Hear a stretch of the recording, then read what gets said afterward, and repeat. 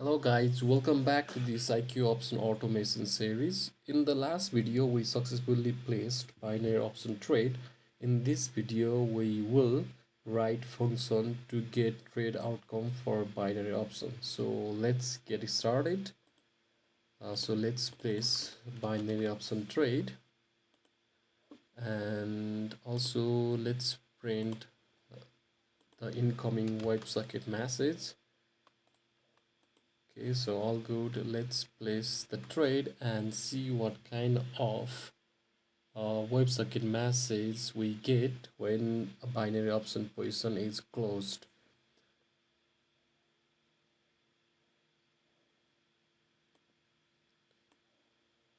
Okay, so the order has been executed and we have 55 seconds remaining. So let's wait and see what kind of message we get.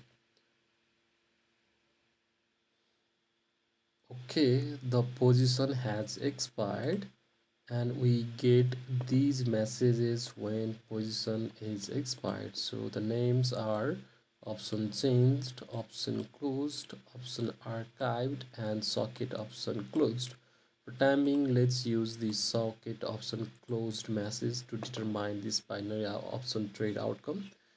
Okay, it's a bit difficult to read here, so this is how it looks in JSON format. Just a moment, position closed. Okay, so this is how it looks. It has many details, and out of these we need ID, assist, okay, opening, strike price and expiry price, these are optional. Okay, and direction probably, and then most importantly what we need is the outcome, either it was win, lose, or draw, and the amount that we invested. Okay, and the profit or loss that actually incurred. Okay, so this sum and profit amount is in string. We need to convert this to either float or int to do mathematical operation. Okay, so this is how it looks, and the message name is socket option closed. So let's catch this message and store it in. Okay, first let's go to this message handler and let's define a handler for this socket option closed message, right? So the name is socket option closed. So okay, socket option closed, and let's define handler name as, or function name as, handle socket option closed. And for timing, it can be same as this. Just a moment, it can be same as this handle position changed. So let's copy this function and paste it down here, and let's rename it to handle socket option closed. Okay, for digital option, this is how we get the order IDs, but for binary option we can directly get the ID using ID, right? So let's do that. So this needs to be from whole message, just ID, and we can get rid of this thing. Up to indexing, all looks good, right? Okay, next let's go to trade.py, and here earlier we wrote a function called get trade outcome, and we use this to get binary option trade outcome. So for timing, let's copy this function. Okay, I'm going to paste it here at the bottom, and let's rename it to get trade outcome p2. Okay, everything remains same until here. Okay, so we get this position closed message only once, so we don't need to do this status closed. It's especially for digital options. So if we have data, that means closed or position closed message is available, right? And to get PNL, we need to use, just a moment. Okay, so to get sum and investment amount, the key is sum and profit amount, right? So sum is the investment amount, and this profit amount is the actual profit or loss incurred. So not here, let's go to trade.py, and here, so this needs to be this, and we need to convert this to float because by default it's in string, right? And one thing is this sum amount, in case of loss it's 0, in case of draw it's the same as a bet amount, and in case of win it's a sum multiplied by the return. So we need to subtract profit amount by sum amount to get actual loss. Okay, so for that, first we need to get invest or bet amount, right? Let's define it off here, and we can subtract this P&L from invest, and we get the exact P&L figure, right? And this can be same as this, no need to change. Actually, uh, let's do this instead of this thing. Order data dot get, we have a key called win, so it's going to be either win, lose, or draw, right? So we can do this, and let's get rid of this, right? And result type, other thing remains the same, and we return the profit amount and also the timeout. All right, all looks good. Now let's go to our main.py, and instead of trade outcome, let's use get trade outcome version 2. All looks good. Now let's clear the console, and also let's comment out this print statement. Looks good. Let's place the binary trade and wait for option to expire. Okay, so we have 89 seconds remaining. Okay, the binary option trade has expired, and it's expired in profit, right? And here you can see result win PNL 85. Perfect. So this new function to determine trade outcome is working as expected, right? uh the thing is, later on we will have features for blitzed option trading, forex option trading, crypto option trading, and CFD trading, right? And the problem is, with this approach we need to write new function to check trade outcome for each option or instrument type. Okay, so we are going to have 6 or 7 instrument trading. That means we need to write 6 or 7 get trade outcome for a specific instrument, right? And this is not nice. The purpose of all of this is to get trade outcome. So let's avoid dry, or let's follow the dry principle and write a common function to get trade outcome for any instrument trading. So let's do that.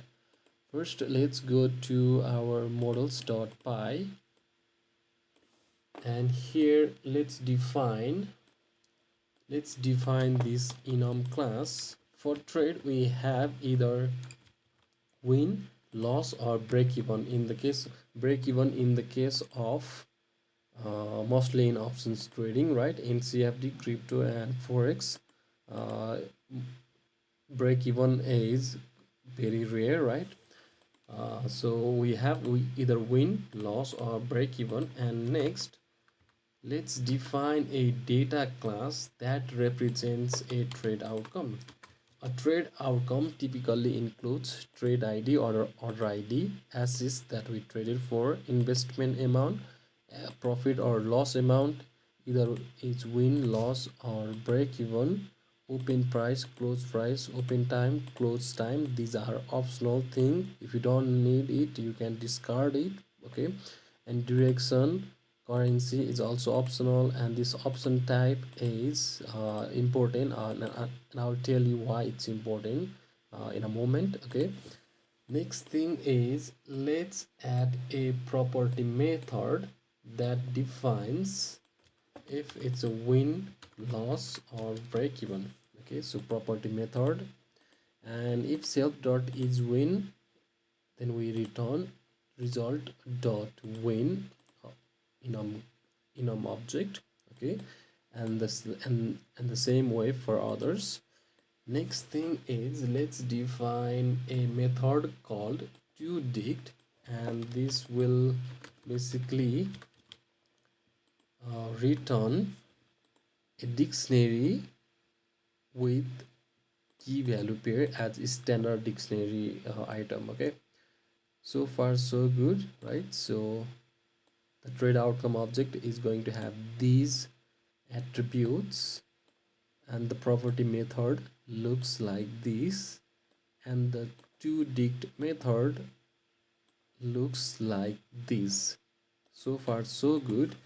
Now let's define a class that will check trade outcome, and it will also store the trade outcome list as a list. Okay, next let's define a method called get trade outcome, and this get trade outcome is going to receive trade message, which is a WebSocket position closed message. Okay, so here, since the purpose of this class and function is to check trade outcome for all instrument type, before we move on to process the incoming trade message, first we need to determine what kind of instrument option closed message it is, and then we will delegate this trade close message to particular method which will be responsible for filtering particular option type trade message. Okay, so first let's determine what kind of option closed message trade outcome message it is. Okay, and for that let's define this function.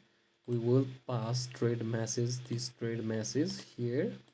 Okay, and in binary option, okay, so in binary option we have win and type name in message, right? So win and then the type name in message. So if this thing is inside this trade message, then we can consider it's a binary option. For digital option, what we have is instrument type and PNL. So I'll show you. So here you can see PNL key, right? And it also has instrument type. So if instrument type equals to digital option, and there is also key called PNL, then it's a digital option. Okay, later on we will add more items to determine particular instrument as we progress. Okay, for now let's do else return none. Next, let's invoke this function inside this method, and based on trade type, let's say if it's a binary option,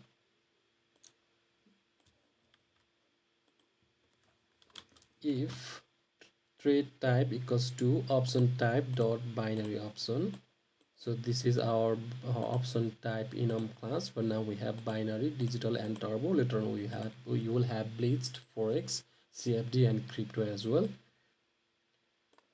Okay, if it's binary option, let's delegate this message to specific method for filtering binary option message. So let's give it a name like self dot process process binary option outcome, and we will pass the whole trade outcome message trade message. Now let's define this process binary option outcome function.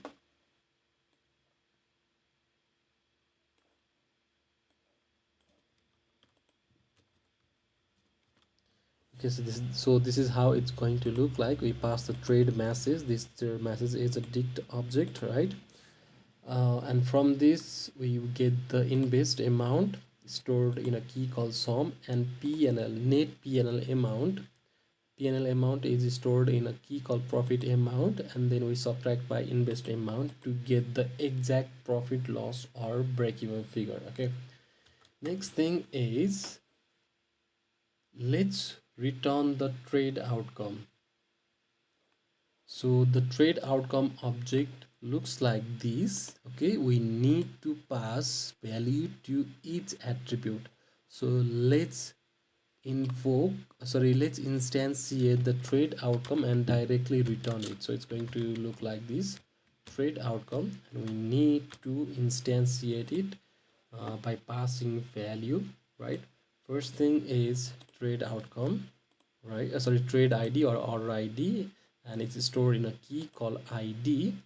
I will show you just a moment. So I'll close everything, and then I will, yeah, so this is the binary option position closed message, right?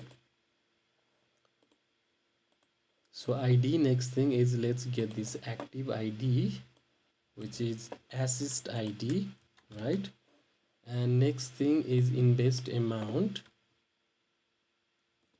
right? And this invest amount is going to be this invest amount that we got using key called sum, right?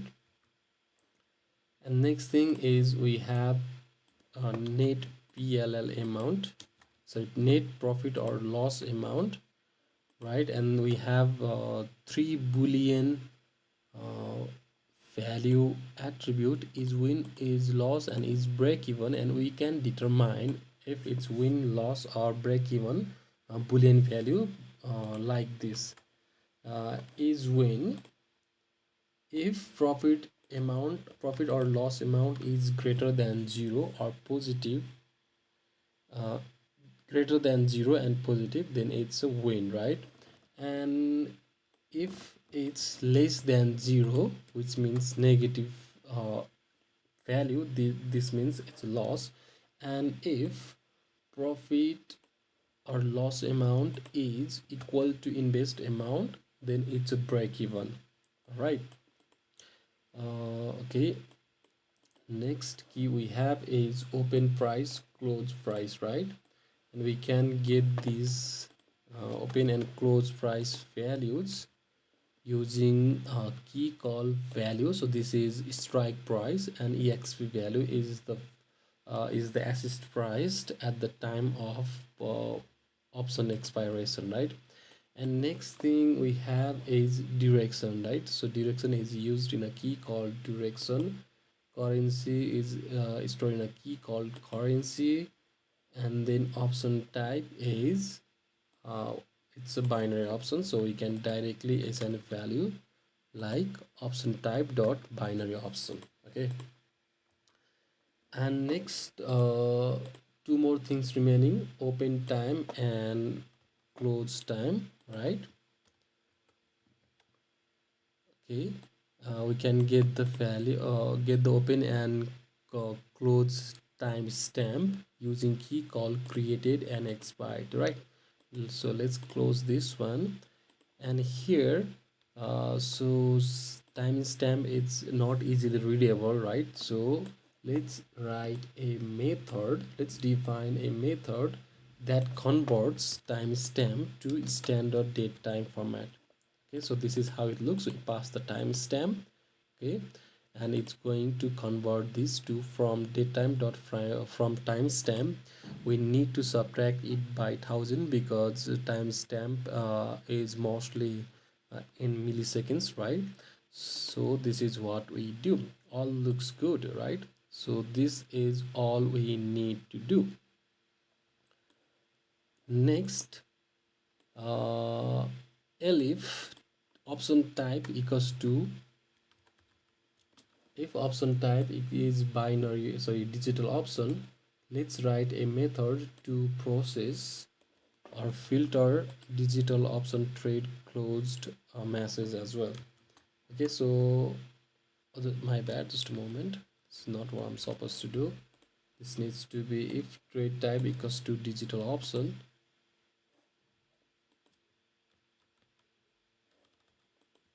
elif trade type equals to digital option. Let's define a method to filter digital option position closed message, and this is going to look quite same like this process binary option outcome.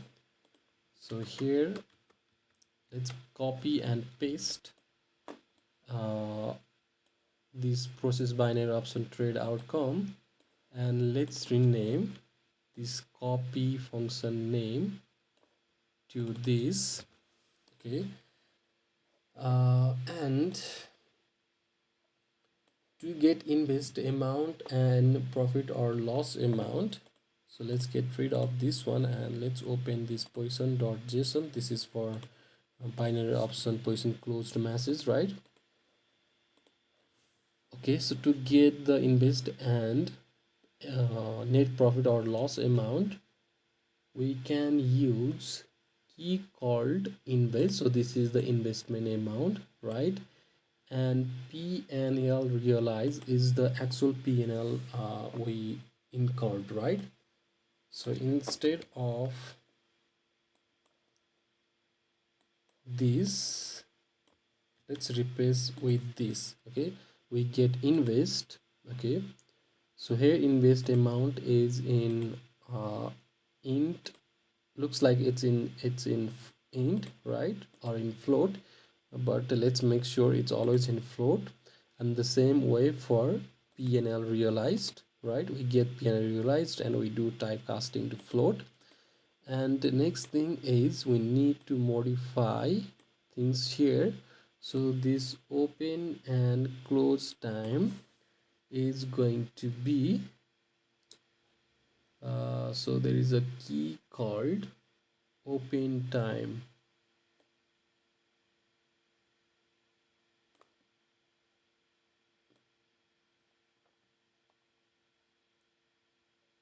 Just a moment. So here is the open time, right? So here is open time and here is the close time. So let's copy this one and I will make it a little bigger so you have better view. Okay, so open time, let's rename created with open time, and for close time, for let's replace expired with close time. And this needs to be, this is for digital option, right? So this needs to be option type dot digital. And for currency, there is a key called currency, or we can even define a default value. Okay, so no need to make any modification here. Next thing is direction. So direction is inside this raw message. So inside this raw message you can see currency is inside this raw event, right? Raw event dictionary. And also also the direction is inside this uh, raw event instrument D, right? So what we need to do is we need to get the raw event dictionary as well. So here let's do this. And now to get the currency we need to use raw event dot get currency, right?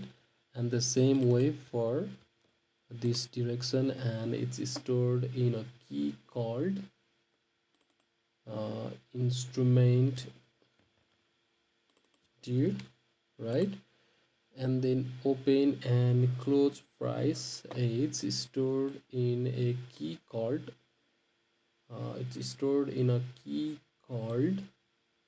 open quote and close quote. So let's find this. So close quote and then open quote, right?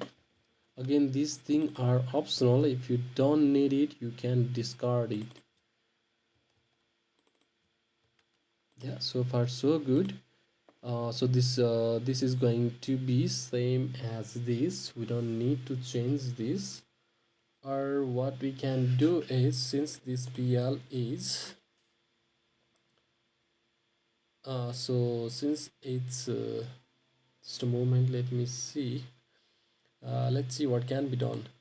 So first let's get the trade ID, and this is stored inside raw event and order IDs, right? So this needs to be from raw event, right? Raw event order ID and at zero index, and assist is also inside raw event. It's inside raw event and instrument underlying, right? So this needs to be from instrument underlying, else unknown, right? And invest amount is going to be this invest amount, PL amount is going to be this PL amount, and this thing is going to be same as this, right?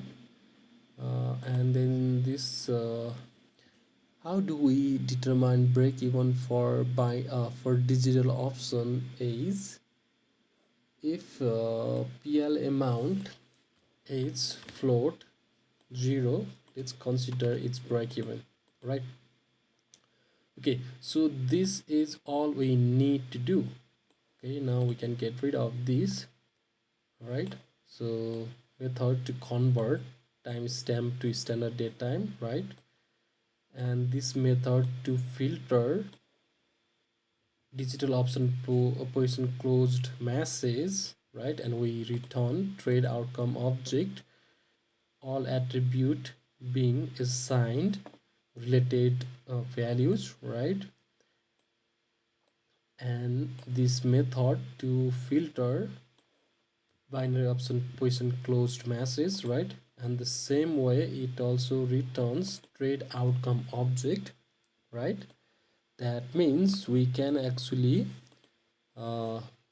actually since it's return trade outcome object, we can actually store it in a, let's store it in a store it in a variable called outcome. And also we have this process trade list, right? So let's store this in a process trade so that we have reference to these processed uh, trade messages, right?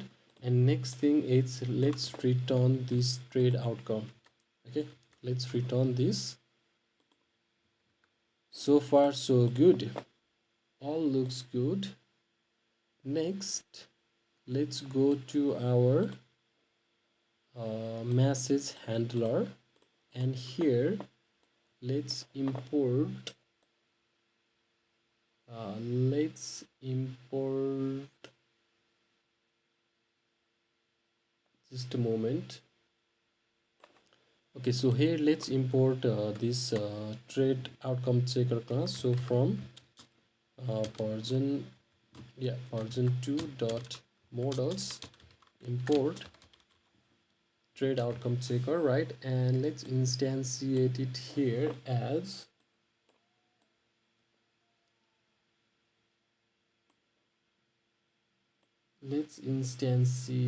it as self dot trade outcome checker. Self.TradeOutcomeChecker is going to be trade outcome checker. We instantiate it, we don't need to pass anything. And when we receive position closed message for any instrument type, instead of doing this, let's use the self.position.info attribute. Okay, we are still going to use the same attribute only modification is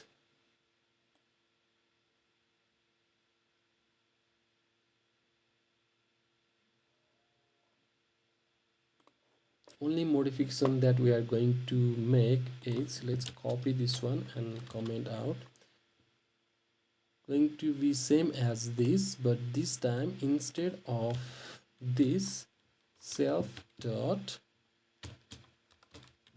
trade outcome checker dot check trade outcome, and let's pass the msg from websocket message.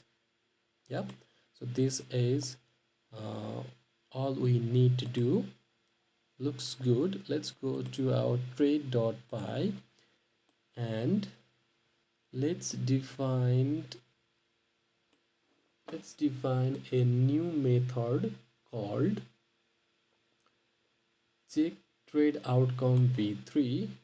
Okay, and it's going to be same as this, same as version 2 method. So I'm going to copy version 2 and paste it here. Okay, and this thing remain the same, this also remains the same, these two also remain the same, this also remains the same. Okay, this also remains the same. Now what we need to do is, actually, let's do instead of this thing, let's get, okay, let's define a attribute called order data, and this order data is a trade outcome, right? And this trade outcome has a method called toDict, right? So let's do order data dot toDict so that we get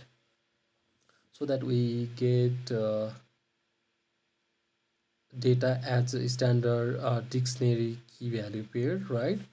And here instead of PNL, let's return this order data, and let's get rid of this thing. Okay, let's get rid of this thing, and the order ID is going to be the order ID being passed, right? And the result is going to be result, right? So the result is going to be order data. From order data, it's going to be result, and profit, net profit or loss amount is also going to be from order data. It's going to be from order data PNL amount. All right, so this is all we need to do. That's it. Yep, so far so good. Now let's place binary option trade and see if this new function is working or not.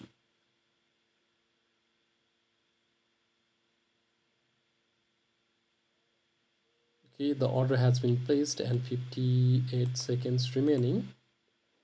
Okay, so the order has been placed.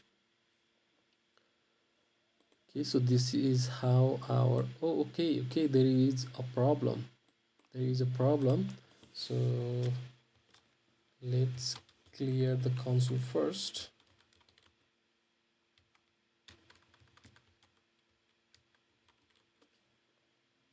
Actually, we need to remain this latest function name as version 3 because get trade outcome v2 already exists, right? And we are still using get trade outcome v2. This needs to be get trade outcome v3.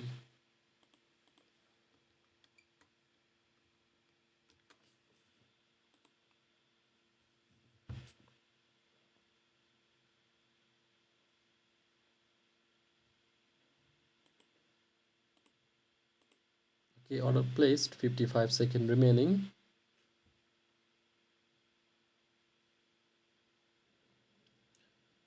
Okay, the position has expired and it's expired in loss, and here it says result loss, PNL equals to minus 100. Looks good, right? It looks good, but okay, get trade outcome B3. So get trade outcome B3 and result says loss. Yeah, so this new function uh, with trade outcome checker class is working as expected. It's working for binary option trade.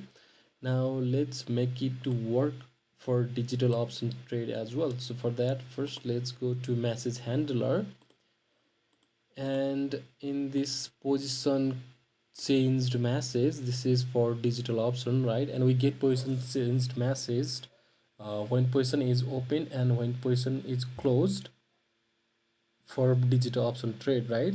So first thing that we need to do is we need to first determine if it's position closed message or not, right?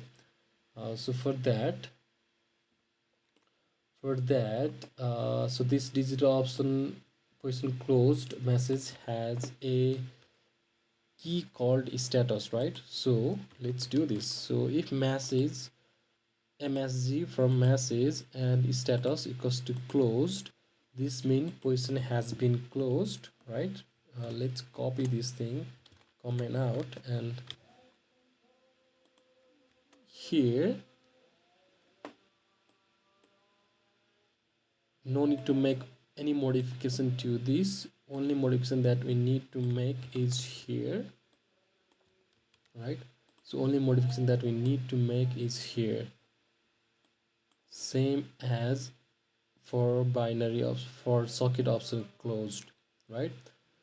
To get the order IDs, this is what we need to do for digital option, right?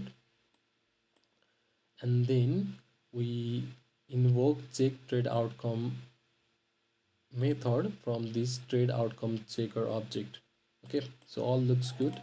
Let's go to our main.py. This time instead of binary, let's make it digital option. Let's make a digital option. Let's place the trade. Okay, so the digital option trade has been placed. 71 seconds remaining. Digital option 1 minute and 5 seconds remaining.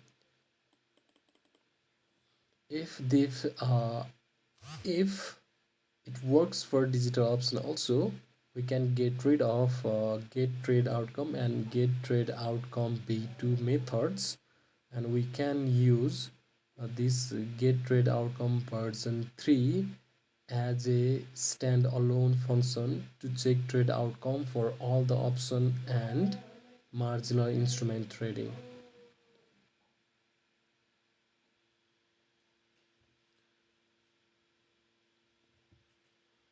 Okay, the position has been closed and it's indeed in loss. Okay, and it says result loss and PNL 100. Perfect. It's also working for digital option, and as I mentioned earlier, from this trade.py, now we can get rid of this get trade outcome version 2, and also get trade outcome method. Yeah, get trade outcome method.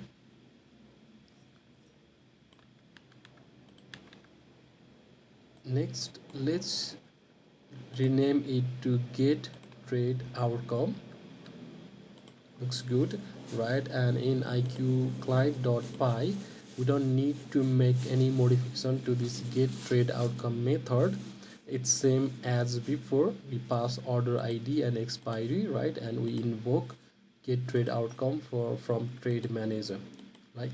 Looks good, right? So this new method to get trade outcome with uh, additional class to check trade outcome is working for both the digital option and binary options, and for sure it will work for other instrument and margin instrument type as well. Okay, and as I mentioned earlier, we will be using this particular method, this get trade outcome method, to get trade outcome for all the trading that we make. Okay, so far so good. We don't need to make any modification in get trade outcome anymore, right? This is all we needed to do. And here we are passing the whole order data, and this order data contains so many so many datas, right? And as required we can use it. And as if you have and based on your need you can add or remove attributes, and the same way you can add methods, right, based on your need or the project requirements at hand, right? Only modification that I want to make is this process trades. Okay, since it's a list of uh, trade outcomes, right? I want to add few more methods. Okay, and these methods is going to be, first method is going to be get statistics. Okay, and this statistics is going to be a basic statistics method. Okay, it's going to return total trades, wins, losses, break even trades, win rate, total invested, total PNL, and return on investment. Okay, and this is how it's calculated. Okay, and other method that we can add is, we can also add get trades by option type or trade type, right? So we pass the trade type and it's going to be option type, right?